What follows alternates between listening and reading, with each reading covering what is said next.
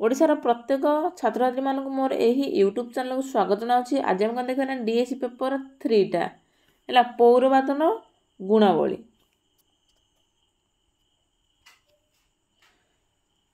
तो कौन ना पौरवाद कौन ना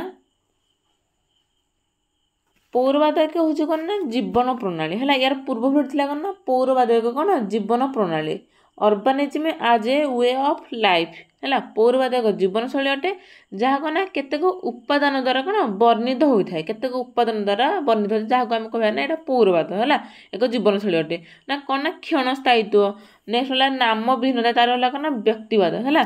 प्रत्येक व्यक्ति गोटे समाज में मन गोटे स्थान से रही किसी दिन कौन से स्थायी भाव सबुदिन रे कि ना से अधिक सुविधा सुजोग पाइबा शिक्षा क्षेत्र हो कि जोगाजोग क्षेत्र हो जो क्षेत्र है सी कौन अधिक अधिक सुविधा सुजोग पाइबा से कौन ना गोटे स्थान आ गोटे स्थान से कौन क्षणस्थायित्व भाव कौन ना गति कर। नेक्स्ट है कौन नाम भिन्नता समाज कौन ना प्रत्येक व्यक्ति देखिए से पड़ोशी पड़ोशी से जन पड़ोशी थे से पड़ोशी से नाम जानते से कौन कर जानते कि ना कि ग्रामांचल तार विपरीतटा है। ग्रामांचल कौन से गोटे व्यक्ति को पचार राम विषय कि हरि विषय जहाँ विषय पचार सी पूरा फुल डिटेल्स देते घर ये सी कम कर ना सी पूरा कि सहरांचल से देखा जाए न था। नेक्स्ट है कौन व्यक्तिवाद सहरांचल कौन ना व्यक्तिवाद उपर अधिक गुरुत्व दिया जाए है कौन ना से सामूहिक स्वार्थ से कौन सामूहिक स्वार्थ उपर ध्यान न दे कौन व्यक्तिवाद से निजे कि भल रजे कि प्रत्येक जिन उपभोग से कौन देखी थाए।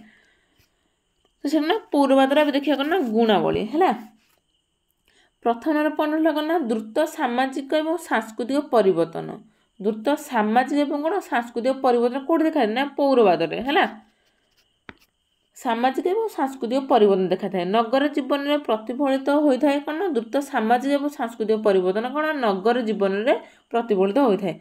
पौर जीवन शैली में रक्षणशीलता और परंपरावादर गुरुत्व न थाए है। ये जो रक्षणशीलता और परंपरावाद है सेटा से सहरांचल कौन तार से अधिक गुरुत्व न थाए है।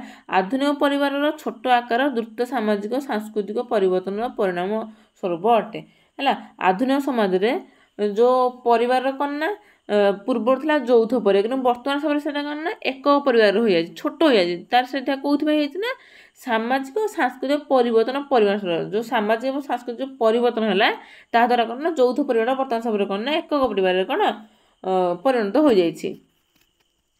तो नेक्स्ट है कौन गतिशीलता है उभय सामाजिक और अर्थनैतिक दृष्टि नगर समाज अधिक गतिशीलता देखा जाए। नगर समाज रे कौन सहर समुदाय कौन ना सामाजिक और अर्थनैतिक दृष्टि अधिक कौन गतिशीलता देखा जाए थाए। लोक मैंने गोटे कार्य अन्य कार्य को गोटे स्थान अन्य स्थान को एवं गोटे श्रेणी अन्य श्रेणी को कौन गति करते है। पौरांचल कौन ना नगर समाज में अधिक कौन गतिशीलता देखा जाए ना कहीं गोटे व्यक्ति गोटे कार्य कर सी आ गोटे कार्य को इच्छा है आ गोटे कार्य से आ गोटे कार्य से गतिशीलता है आ गोटे कार्य करा लगे गोटे स्थान से रही अधिक सुविधा सुजोग से आ गोटे स्थान को कौन गतिशील भाव कौन से स्थान से कौन स्थानांतरण है गोटे श्रेणी अन्य गोटे श्रेणी को कौन गति करता है।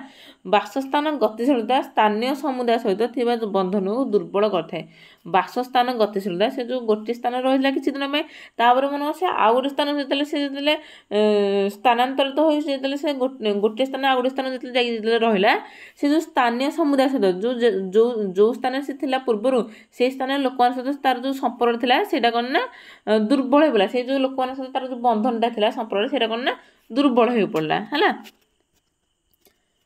तो नेक्स्ट है कौन ना अवैयक्तिक संपर्क और अंतरंग जोगाजोगर अभाव अवैयक्तिक संपर्क और अंतरंग जोगाजोगर अभाव कौट देखा ना सहर समुदाय उपठाउरिया और अवैयक्तिक संपर्क पौरवादर चिन्ह अटे है। पौरांचल मुख्यतः कौन सहरांचल कौन ना उपठार मैंने से कौन ना निबिड़ संपर्क देखा अंतरंग संपर्क जोगाजोग मूल हिं देखा जाए खाली उपरिया उपरिया खाली हाँ कौन कर खाली उपरिया माने कौन जोग कथबार्ता खाली से खाली जना पड़े कि भितरिया प्रकृति में प्रकृति निबिड़ भाव से कौन कौन संपर्क न था है खाली उपर ठाउरिया भाव से कौन कथबार्ता जहाँ था।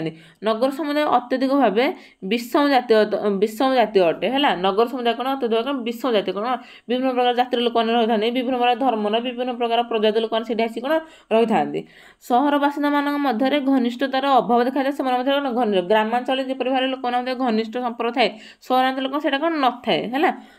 ନଗରବାସୀମାନେ ପରସ୍ପରର ନିକଟରେ ବାସ କରିଥାନ୍ତି, କିନ୍ତୁ ସେମାନେ ମଧ୍ୟ କ'ଣ ଆବେଗାତ୍ମକ ବନ୍ଧନର, ସେମାନେ ପରସ୍ପରର ନିକଟରେ ବାସ କରିଥାନ୍ତି ହେଲା, ତାଙ୍କ ଘରକୁ ଘର ଲାଗିଥାଏ ନିକଟରେ, କିନ୍ତୁ ସେମାନେ ମଧ୍ୟ କୌଣସି କ'ଣ ଆବେଗାତ୍ମକ ବନ୍ଧନ, ସେମାନଙ୍କ ମଧ୍ୟରେ କୌଣସି ବନ୍ଧନ ନଥାଏ ହେଲା।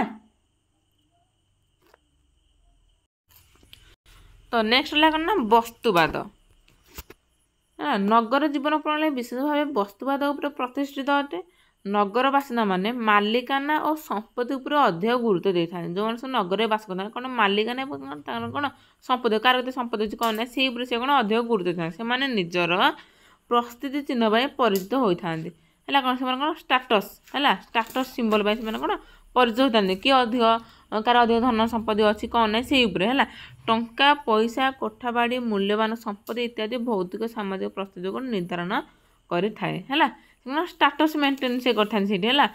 ଷ୍ଟାଟସ୍ ସିମ୍ବଲ ସେଇଠି ଗୋଟେ ଷ୍ଟାଟସ୍ ସିମ୍ବଲ ସେମାନେ କ'ଣ ସୃଷ୍ଟି କରିଥାନ୍ତି, କାହାର କେତେ ଧନ ସମ୍ପତ୍ତି ଅଛି କ'ଣ ନାହିଁ ସେଇଥିପାଇଁ ବସ୍ତୁବାଦ ଏଇଟା ଦେଖାଯାଇଥାଏ ସେଥିପାଇଁ ହେଲା। ତ ନେକ୍ସଟ ହେଲା କ'ଣ ବ୍ୟକ୍ତିବାଦ।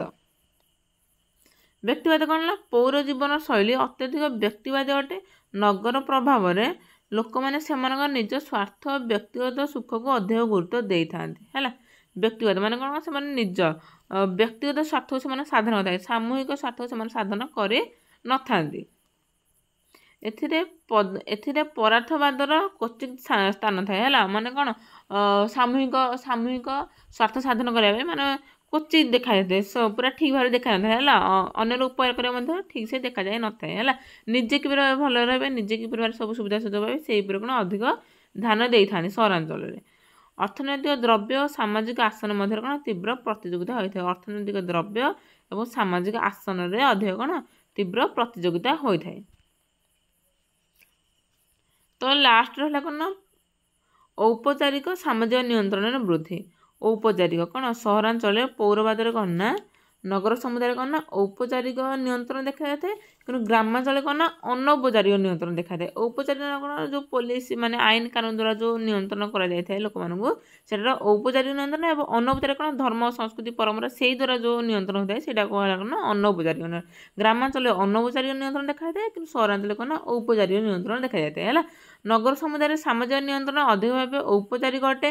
ସହରରେ ବ୍ୟବହାରକୁ ଲୋକମାନଙ୍କର ବ୍ୟବହାରକୁ ନିୟନ୍ତ୍ରଣ କରିବାର ଦାୟିତ୍ୱ ହେଉଛି ବିଶେଷ ଭାବେ କ'ଣ ପୋଲିସ, କୋର୍ଟ ଏବଂ ଅନ୍ୟାନ୍ୟ ସରକାର ସଂସ୍ଥା ଉପରେ ନିର୍ଭର ହୋଇଥାଏ। ତ ଯଦି ଭିଡ଼ିଓଟି ଭଲ ଲାଗିଲା ତେବେ ଲାଇକ୍ କରନ୍ତୁ, ସେୟାର କରନ୍ତୁ ଏବଂ ଯାହା ବି ଡାଉଟ୍ ହେଉଛି କମେଣ୍ଟ ବକ୍ସରେ ଲେଖନ୍ତୁ। ତା ସହିତ ଯଦି ଭିଡ଼ିଓଟି ଭଲ ଲାଗିଲା ତେବେ ତୁମ ସାଙ୍ଗସାଥିମାନଙ୍କ ସହ ମଧ୍ୟ ସେୟାର କରିବା ମଧ୍ୟ ଭୁଲିବେ ନାହିଁ ହେଲା। ଯେତେ ଶୀଘ୍ର ହେବ ନେକ୍ସଟ ଭିଡ଼ିଓ ଆଣି ଚେଷ୍ଟା କରି ରହୁଛି। ଜୟ ଜଗନ୍ନାଥ।